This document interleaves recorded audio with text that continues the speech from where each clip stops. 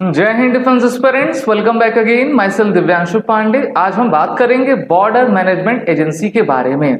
अभी भारत के एक एमपी के द्वारा हमारे मिनिस्ट्री ऑफ होम अफेयर्स को कहा गया है कि भारत को भी बॉर्डर मैनेजमेंट एजेंसी को बनाना होगा, जिससे कि हम अपने हजारों किलोमीटर के लॉन्ग बाउंड्री को जो है सिक्योर कर सकें। तो बॉर्डर मैनेजमेंट एजेंसी है क्या, और अभी हमारी एमएचए के द्वारा किस तरीके से बॉर्डर मैनेजमेंट को किया जाता है, इसके बारे में हम जानेंगे। शुरुआत करते हैं आज के सेशन की। डियर डिफेंस एस्पिरेंट, जो बॉर्डर मैनेजमेंट होता है वो मिनिस्ट्री ऑफ होम अफेयर्स के अंतर्गत ये कार्य आता है, और मिनिस्ट्री ऑफ होम अफेयर्स हमारे बॉर्डर्स की फेंसिंग करने के लिए उत्तरदायी रहा करती है। So the union home ministry is examining a proposal to set up a border management agency similar to what was started by South Africa in the year of 2023 in the form of a separate border management agency। अब जैसे अगर आप army की branch BRO को देख लीजिए, जिसका full form border road organisation है, जिसका काम ही यही होता है कि बॉर्डर से रिलेटेड सटे हुए जितने भी इलाके हैं वहां पर हम इंफ्रास्ट्रक्चर को डेवलप करें, रोड्स बनाएं, पुल्स बनाएं, सुरंगे बनवाएं, ठीक है, ये सब वो काम करती हैं। तो उसके लिए एक स्पेशलाइज संस्था है। इसी तरीके से अब हमारी जो गृह मंत्रालय है वो विचार कर रहा है कि बॉर्डर मैनेजमेंट एजेंसी को हम ले आ पाए। The proposal was first mooted by BJP Rajya Sabha MP from Maharashtra. इनका नाम है Ajit Madhav Rao. In a letter to the prime minister Narendra Modi in April after the Pahalgam attack. MP लिखते हैं कि there is a detail explanation for this proposal in a 5-page note. Since the paramilitary is under the Home Ministry, they have replied with a letter confirming the same. In letter dated 4 June 2025, MOS Home Nityanand Rai noted that the Home Ministry has received the proposal and it is being examined. तो इसको examine किया जा रहा है।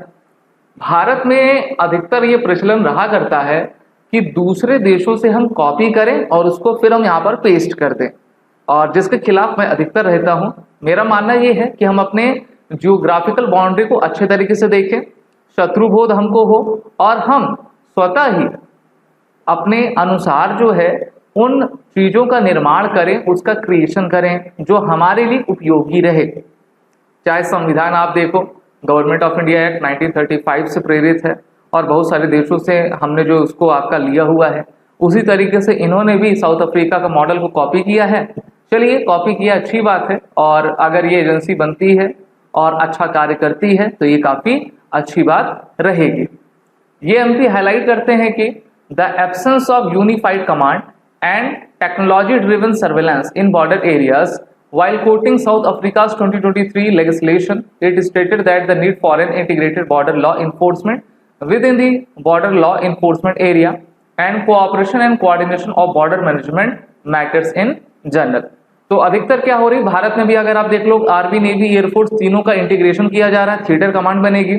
उसी तरीके से south Africa भी काम कर रहा है कि बॉर्डर मैनेजमेंट को इंटीग्रेट कर रहा है कि जितने लोग हैं उस कार्य से संबंधित वो आए, सिर्फ फेंसिंग ना हो बल्कि वहां पर ड्रोन्स रहें, थर्मल इमेजिंग डिवाइसेस रहें, रियल टाइम फुटेज हमको मिल पाए, और अन्य जो टेक्नोलॉजी ड्रिवन सर्वेलेंस होता है उन उपकरणों का यूज करके हम अपने बॉर्डर्स को सिक्योर कर पाएं।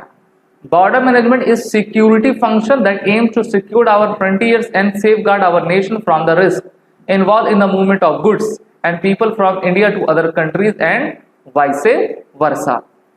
It includes regulation of legal and illegal immigration, ensuring safe and secure movement of authorized people and goods, and prevention of smuggling, human trafficking and infiltration। जो भारत का पाकिस्तान से लगा बॉर्डर रहता है, वहां से आतंकवादी आते हैं, साथ ही साथ अब पाकिस्तान तो ड्रोन का इस्तेमाल करके ड्रग्स, वेपन्स को भारत की सीमा में दाखिल कराने का प्रयास करते रहते हैं। वहीं पर अगर आप भारत की सीमा म्यांमार, बांग्लादेश से देखो तो रोहिंग्या की समस्या भारत में वहीं से आई है। जो इलीगल बांग्लादेशी 2 करोड़ से अधिक भारत में रह रहे हैं, वो उसी बॉर्डर की तरफ से भारत में आए हुए हैं। तो इसलिए हमको चाहिए कि हम अपने बॉर्डर मैनेजमेंट को काफी बेहतर करें। कभी कभी फेंसिंग हम लगा देते हैं, होता ये है कि लोगों के द्वारा उसको काट दिया जाता है, और कभी फ्लड आ जाती है तो वो बह भी जाता है।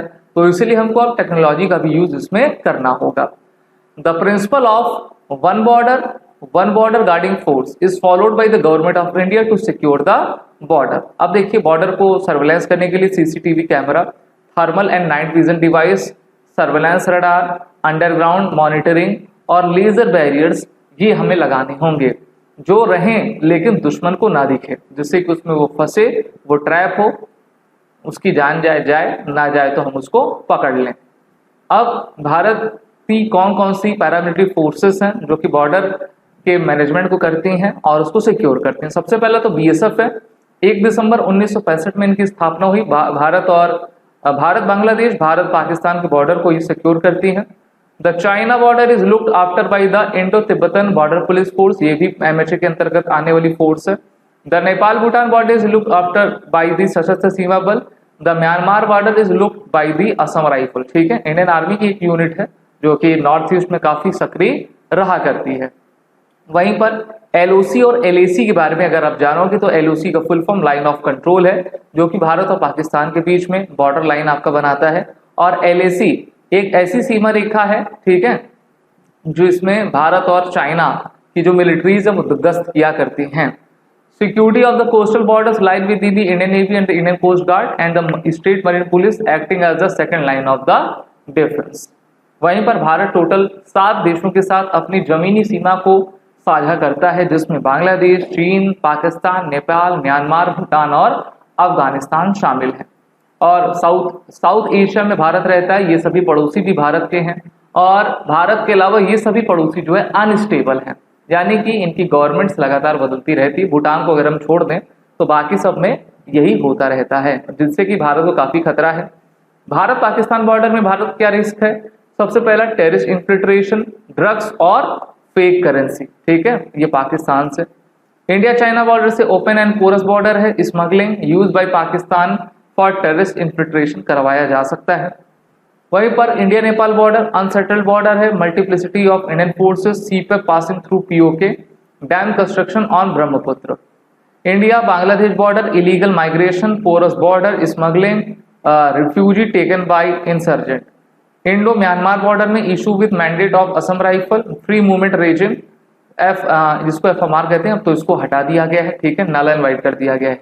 ड्रग्स स्मगलिंग, ये चीजें होती हैं जिससे कि अभी आपने मणिपुर में जो चीजें चल रही हैं वो म्यांमार में जो इंसर्जेंट ग्रुप्स हैं उनके द्वारा करवाई जा रही हैं। तो ये समस्याएं हैं, और अगर इंटीग्रेशन पर विचार करती है एमएचए तो ये काफी अच्छा भी होगा।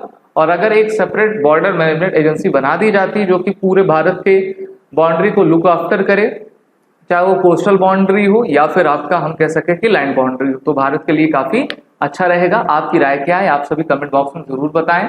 These are the bundle series courses provided by us, और एसएसबी इंटरव्यू ऑनलाइन की कोर्सेज हैं, बैच हैं जो हम प्रोवाइड कर रहे हैं। वॉरी 10 कोड का यूज कर लीजिएगा जिससे कि आपको 10% का फ्लैट डिस्काउंट मिल जाए।